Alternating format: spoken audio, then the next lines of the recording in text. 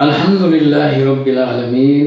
والصلاة والسلام علی اشرف الانبیاء والمرسلین محمد صلی اللہ علیہ وسلم۔ قرآن کو صحیح پڑھنے کے جو قاعدے ہیں، میں نے ان میں سے 3 قاعدے آپ کی سہولت کے لیے منتخب کیے ہیں۔ ویسے تو قاعدے بہت زیادہ ہیں، اصول بہت زیادہ ہیں، ہزاروں کی تعداد میں وہ اصول ہیں، لیکن وہ ان لوگوں کے لیے ہیں کہ جو اس کا اندر اسپیشلسٹ بننا چاہتے ہیں، قاری عبدالباسط کی طرح، تو وہ اس کی پریکٹس کرتے ہیں اور ویسے وہ اسپیشلسٹ بن جاتے ہیں۔ لیکن اگر کوئی صحیح قرآن پڑھنا چاہے اور اس کو ترتیل سے پڑھنا چاہیے، اور ترتیل سے پڑھنا واجب ہے، ضروری ہے، اور اس کی بڑی اہمیت ہے۔ اللہ کے رسول صلی اللہ علیہ وسلم کو بھی اللہ نے یہ فرمایا کہ تہجد میں آپ ورتل القرآن ترتیلا، قرآن کو ترتیل کے ساتھ پڑھیے۔ ترتیل کا معنی میں بتا چکا ہوں پہلے اصول کے اندر، کہ اس کا معنی ہوتا ہے ٹھہر ٹھہر کر واضح کر کے پڑھنا۔ جب ترتیل سے پڑھنا ہے تو پھر یہ 3 قاعدے آپ اپنے سامنے رکھیے اور انشاءاللہ آپ اچھا قرآن پڑھنا سیکھ جائیں۔ آج جو تیسرا اصول ہے وہ کچھ اس طرح ہے کہ آپ قرآن کی تلاوت کرتے ہوئے کچھ مدیں دیکھتے ہیں۔ ایک مد ہے جس کو ہم اردو میں کھڑی مد کہتے ہیں، کھڑی مد، اور ایک مد ہے جس کو ہم درمیانی مد کہتے ہیں، اور ایک مد ہے جو بڑی مد ہے۔ تو یہ 3 قسمیں مد کی۔ مد کا معنی ہوتا ہے ذرا لمبا کرنا، کھینچنا، کھینچ کر پڑھنا۔ جہاں جس حرف کے اوپر یہ مد ہوتی ہے اس کو ذرا لمبا کر کے پڑھا جاتا ہے، اور وہ آسان ہے۔ میں آپ کو اس کی ایک ترکیب آسان سی بتا دیتا ہوں، آپ اس کو اپنے ذہن میں رکھیے اور اس کی پریکٹس کیجیے۔ دیکھیے، جو کھڑی مد ہے اس کو آپ اگر اپنے ہاتھ کی انگلیاں مٹھی میں بند کر لیں اور پھر 2 انگلیاں کھولیں، جتنا وقت لگے گا اس کھڑی مد کے اس کو دیں گے، اس سے کم بھی نہیں، اس سے زیادہ بھی نہیں۔ دیکھیے، آپ سورہ فاتحہ پڑھتے ہیں، الحمدللہ للہ، یہ جو اللہ ہے، لفظ اللہ، اس کے اوپر یہ کھڑی مد ہے، للہ رب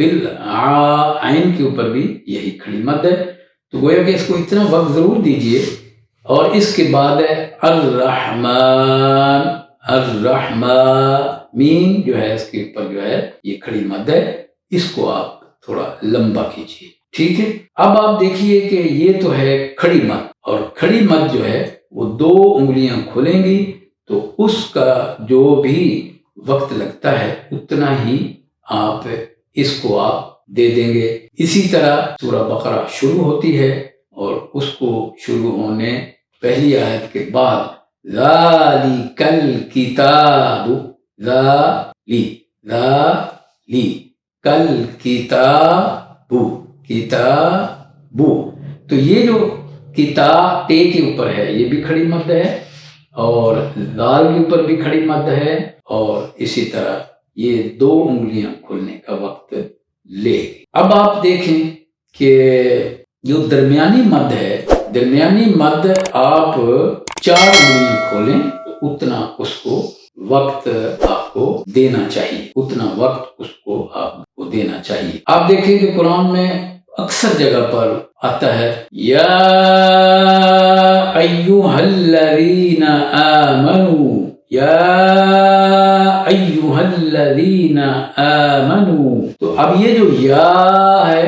اس کے اوپر کھڑی مد بھی ہے، وہ 2 انگلیاں بھی کھولنی ہیں، اور اس کے اوپر ایک اور مد کھڑی ہے، اور وہ ہے درمیانی مد۔ آپ جہاں بھی یہ دیکھیں گے وہاں یہ درمیانی مد آپ کو نظر آئے گی، اور وہ ہے یا ایھا الکافرون، یا ایھا الکافرون۔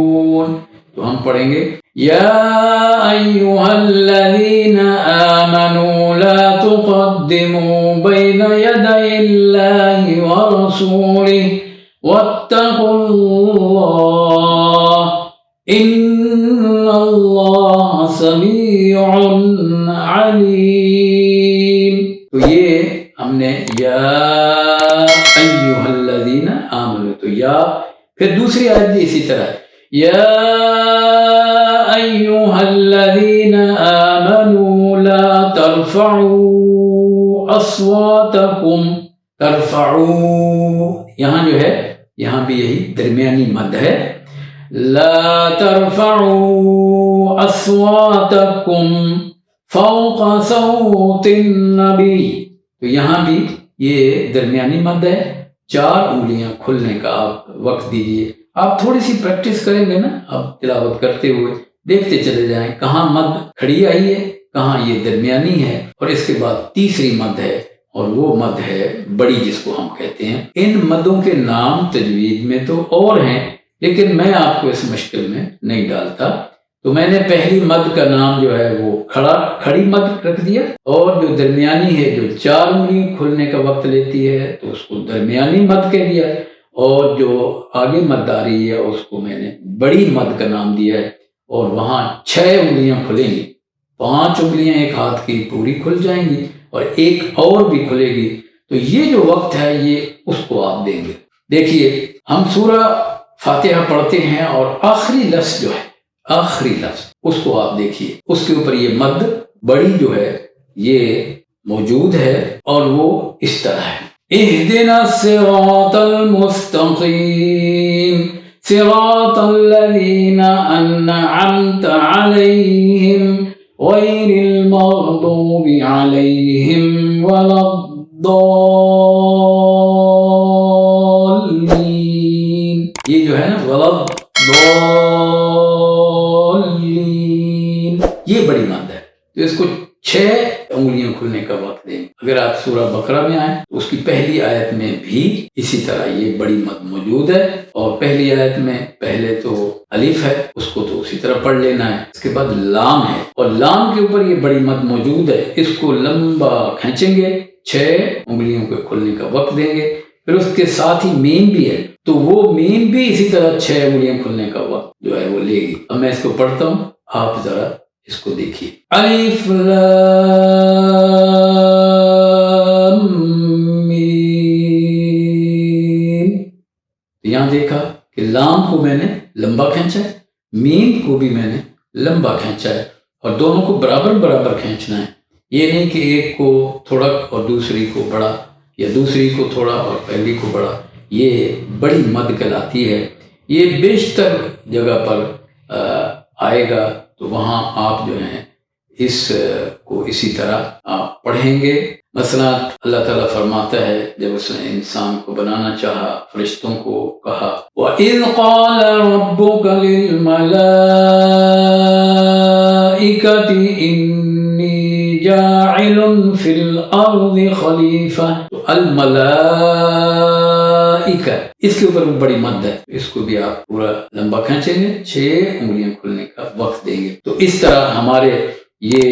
3 قاعدے جو قرآن صحیح پڑھنے کے لیے بہت ہی ضروری ہیں، وہ میں نے آپ کو سکھا دیے ہیں، اور میری دعا ہے کہ اللہ تعالیٰ آپ کو اچھا قرآن پڑھنا سکھا دے۔ یہ سب اس کی توفیق سے ہوتا ہے، اور قرآن کا پڑھنا عبادت ہے، یہ میں آپ کو بتاؤں۔ میں چونکہ سعودی عرب سے پڑھ کے آیا، اور وہاں ہمیں اساتذہ نے بھی یہ بتایا کہ قرآن کی ایک تعریف جو ہے عربی میں وہ یوں ہے، وہ کلام اللہ، وہ اللہ کا کلام ہے، المنزل علی محمد صلی اللہ علیہ وسلم، وہ محمد صلی اللہ علیہ وسلم پر نازل کیا گیا ہے، عن طریق جبرائیل علیہ السلام کے ذریعے، المتعبد بتلاوتہ، اس کا پڑھنا بھی عبادت ہے، جس طرح نماز عبادت ہے، روزہ عبادت ہے، حج عبادت ہے، زکوٰۃ عبادت ہے، اسی طرح قرآن کا پڑھنا بھی عبادت ہے۔ تو آپ جتنے، اور قرآن کے جو ہیں وہ 3 لاکھ اور کچھ حروف ہیں، آپ اندازہ کریں، ایک دفعہ اگر آپ قرآن پڑھ لیں، اور وہ بھی صرف پڑھ لیں اور اچھا انداز میں پڑھ لیں، تو ہر حرف پر 10 نیکیاں ملتی ہیں، ہر حرف پر 10 نیکیاں ملتی ہیں۔ تو قرآن کے اندر آپ دیکھیں گے کہ اس کے اندر 7 منزلیں ہیں۔ یہ منزلیں کیا ہیں؟ کبھی غور کیا آپ نے؟ اصل میں یہ صحابہ کی روٹین ہے۔ ایک صحابی رضی اللہ عنہ روزانہ اتنی قرآن کی تلاوت کرتے تھے، اور 7 منزلیں ہیں، قرآن کے نا نیچے صفحے پہ لکھا ہوتا منزل، وہ اسی کی بات یہ اشارہ ہے کہ ہر صحابی اتنی منزل روز کرتے تھے، ہمارے جیسے ہی انسان تھے، اولاد بھی تھی، کھیتی باڑی بھی کرتے تھے، کام بھی کرتے تھے، انہوں نے تو جہاد بھی کیا اللہ کے راستے میں، اور ساتھ ساتھ وہ قرآن بھی پڑھتے تھے، تو اتنی ایک ہفتے میں وہ قرآن مکمل کر لیتے تھے۔ تو اس طرح یہ تین جو میں نے اصول آپ کو سکھائے، میری دعا ہے اللہ تعالیٰ جو ہے وہ آپ کو اس کی توفیق دے کہ قرآن آپ پڑھنا شروع کریں اور ان کو سامنے رکھیں، پریکٹس کریں۔ کچھ مثالیں انشاءاللہ آپ کو اور بھی میں اس میں ڈال دوں گا تاکہ آپ اس کی پریکٹس کریں۔ اور وآخر دعوانا ان الحمد للہ رب العالمین۔